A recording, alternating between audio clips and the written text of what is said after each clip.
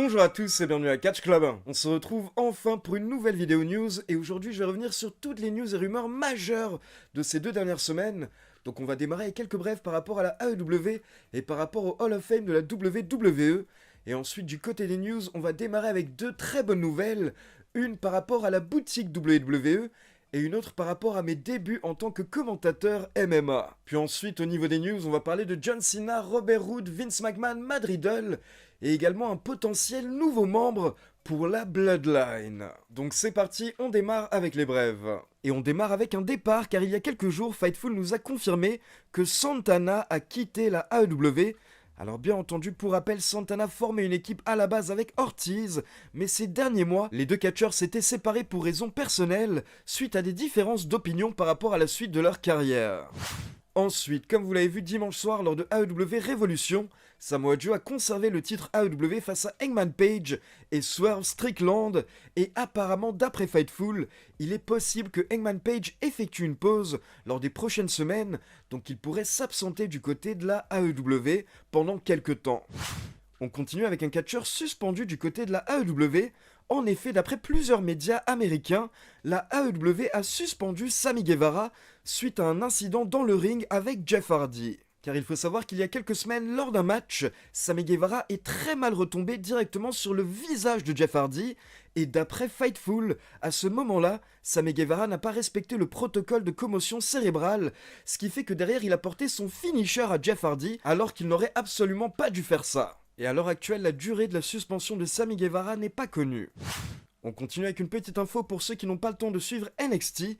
Il faut savoir que la semaine dernière, Ty Dillinger a effectué son retour du côté de NXT, mais sous son vrai nom, Shawn Spears. Et donc depuis 2 semaines dorénavant, il apparaît dans le 3e show de la WWE.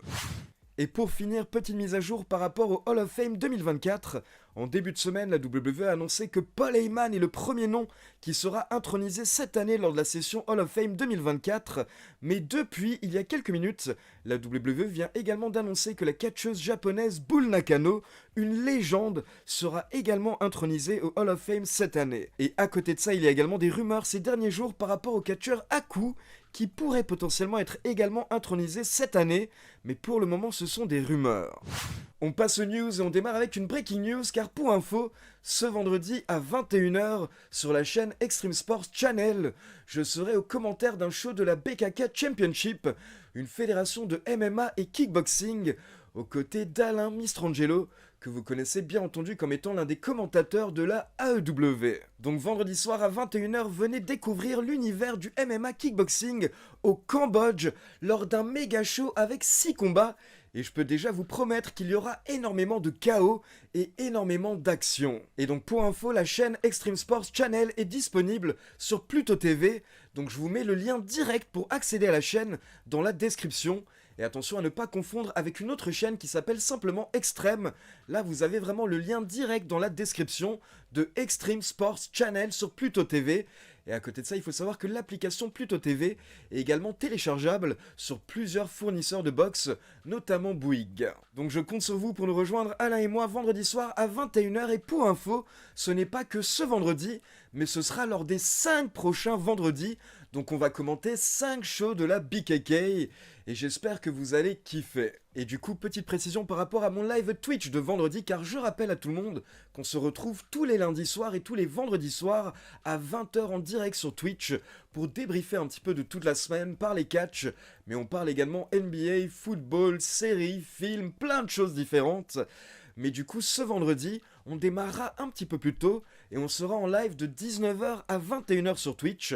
Comme ça, à 21h, tout le monde peut enchaîner avec la BKK sur Extreme Sports Channel.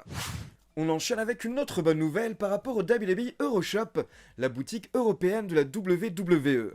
Alors pour ceux qui ne sont pas au courant, depuis quelques mois, je suis partenaire du WWE Euroshop et dorénavant j'ai un code promo qui vous permet d'avoir 15% de réduction sur toute la boutique si vous utilisez le code CatchClub15. Et c'est un code que vous pouvez utiliser n'importe quand, donc profitez-en si vous avez des achats à faire sur la boutique de la WWE car je rappelle en plus que sur la boutique européenne WWE Euroshop, les frais de port sont totalement corrects et vous n'avez pas de frais en plus. Donc je vous laisse mon code promo et mon lien affilié dans la description, et pour info, je viens juste de passer ma première commande avec mon code promo et j'ai commandé le dernier t-shirt de Roman Reigns, le t-shirt Yeet de Jey Uso et le t-shirt No Yeet de Jimmy Uso, donc je vous montre ça bientôt. On continue avec une mise à jour par rapport à Bobby Roode qui est absent des rings depuis 2022. Pour rappel, suite à des problèmes à la nuque, il s'était reblessé en 2022 lors d'un live event contre Omos. Et depuis, il avait été opéré et il avait subi une fusion au niveau des cervicales, ce qui est l'une des plus grosses opérations qu'un catcheur peut subir. Et dans le même cas, par exemple, ces derniers mois, on a notamment eu Braun Strowman ou encore Big E, qui ont eu le même type de blessure, et comme vous le savez, ce sont des blessures très graves. Mais donc comme ça fait près de 2 ans qu'on n'a pas vu Robert Roode sur les rings, beaucoup de personnes se demandent s'il va bientôt pouvoir remonter sur les rings, et du coup justement il y a quelques jours lors d'une interview, Roode a expliqué qu'il vient juste de recevoir le feu vert des médecins, donc il peut dorénavant remonter sur les rings, il peut à nouveau catcher. Mais Bobby Roode explique qu'il a dorénavant 48 ans, et qu'il a actuellement une opportunité en coulisses en tant que producteur, et qu'à la base, quand il avait signé à la WWE il y a 8 ans, eh bien c'est ce job qu'il souhaitait, c'est justement ce job qu'il visait sur le long terme. Donc actuellement Bobby Roode est très heureux avec ce job en coulisses, et il n'a pas forcément envie de prendre des risques en remontant sur les rings, sachant qu'il est très heureux avec le run qu'il a eu à la WWE ces dernières années. Donc Robert Roode précise clairement qu'à l'heure actuelle il est très heureux dans son job en tant que producteur, et il ne compte pas forcément remonter sur les rings. En tout cas, ce ne sont pas dans ses plans à l'heure actuelle, mais comme vous le savez, dans le monde du catch, tout est possible. On continue avec une petite mise à jour par rapport à Vince McMahon, car comme vous le savez, suite à la dernière plainte contre Vince, Vince a démissionné de tous ses postes au sein du groupe TKO, donc il n'a plus aucun lien avec le groupe TKO ou la WWE, mais par contre, il possède encore près de 20 millions d'actions du groupe TKO, donc près de 12% des parts du groupe TKO. Et il y a quelques jours, lors de la conférence trimestrielle, les dirigeants du groupe TKO ont expliqué qu'ils ne savent pas ce que Vince compte faire avec ses actions. Mais pour info, il y a environ 48 heures, nous avons une petite mise à jour, car Vince McMahon a vendu 5 350 000 actions du groupe TKO pour un montant d'environ 412 millions de dollars. Et donc suite à cette transaction, Vince McMahon ne possède plus qu'environ 15 millions d'actions du groupe TKO, ce qui équivaut à environ 9% du total des actions du groupe. Mais donc petit à petit, Vince McMahon a de moins en moins de parts au sein du groupe. Et comme vous l'avez compris en plus, à côté de ça, il n'a plus aucun rôle au sein du groupe. Donc il est clairement en train de préparer sa sortie totale, j'imagine, du groupe TKO. Et je pense que lors des prochaines semaines ou lors des prochains mois, il risque sûrement également de se débarrasser du reste de ses actions. On continue avec des nouvelles sur John Cena, car pour rappel, il y a quelques semaines, lors de la sortie du film sur la vie de la famille Von Erich, eh bien John Cena avait croisé MJF sur le tapis rouge. Et du coup, il y a quelques jours, lors d'une interview, John Cena nous a donné quelques détails par rapport à sa rencontre avec MJF, et le fait que John Cena a potentiellement tenté de recruter MJF à la WWE. Donc voici ce que John Cena a déclaré. Alors honnêtement, je savais que MJF allait être présent sur le tapis rouge, et la vérité, c'est que l'ancien moi ne serait peut-être pas allé voir MJF, car l'ancien moi était à fond WWE. Et attention, je suis toujours 100% WWE, mais il y a de la place pour la concurrence, et la concurrence c'est super pour le business. Et ce n'est pas parce que tu fais partie d'une autre fédération que ça veut forcément dire que tu es un mauvais catcheur ou un mauvais performeur. Et honnêtement, quand j'ai rencontré MJF, il n'aurait pas pu être plus gentil ou cordial. Mais le problème c'est qu'on s'est croisés, puis directement, on m'a tiré d'un côté pour faire des photos, et pareil, il a été emmené quelque part pour faire d'autres photos, mais d'un coup, je l'ai arrêté, et j'ai pris 2 minutes pour pouvoir lui parler. Et là, je lui ai serré la main et je lui ai dit « Mec, je suis désolé, excuse mon ignorance, je ne savais pas à quoi m'attendre par rapport à toi aujourd'hui, mais en réalité, tu es un mec vraiment classe, tu te comportes parfaitement, et je n'arrive pas à croire à quel point tu es professionnel, donc vraiment j'étais ignorant, et je suis désolé car je t'ai jugé sans te connaître. Donc je veux te remercier pour être aussi spécial, et merci de m'avoir fait passer une bonne soirée. » Puis un peu plus tard, on a eu le temps de discuter un peu plus, et là je lui ai dit « Tu sais, peut-être qu'un jour, on pourrait te ramener pour jouer dans la bonne équipe. Car si on arrive à t'amener à la WWE, Je pense que ce serait génial, mais quoi qu'il arrive, j'ai vraiment été impressionné par le professionnalisme de MJF. C'est un jeune homme très classe. Donc MJF et John Cena, meilleurs potes, et à côté de ça, petite rumeur par rapport à John Cena, la WWE souhaiterait qu'il apparaisse lors de WrestleMania 40, mais bien entendu ça dépend de son emploi du temps car il a des tournages, que ce soit des films mais également sa série lors des prochaines semaines, mais si jamais il est libre, la WWE va tenter de le ramener pour une apparition lors du plus grand show de l'année. On enchaîne avec Matt Riddle qui était récemment interviewé par le journaliste Ariel Helwani et lors de l'interview, Matt Riddle s'est un petit peu lâché et il a parlé de son licenciement du côté de la WWE et également de ses suspensions pour prise de drogue. Et donc lors de l'interview, Matt Riddle a indiqué combien de fois il a été testé positif pour de la drogue à la WWE et à quelle drogue il a été testé positif. Donc voici ce que Matt Riddle a déclaré.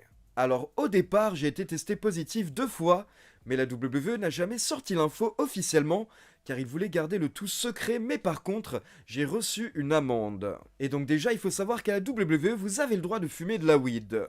Par contre, j'ai été dans quelques strip clubs, et j'ai pris de la cocaïne 1 ou 2 fois. Et donc derrière, j'ai été testé positif à la cocaïne par la WWE, et pour info, à chaque fois que j'ai été testé positif, c'était toujours à la cocaïne.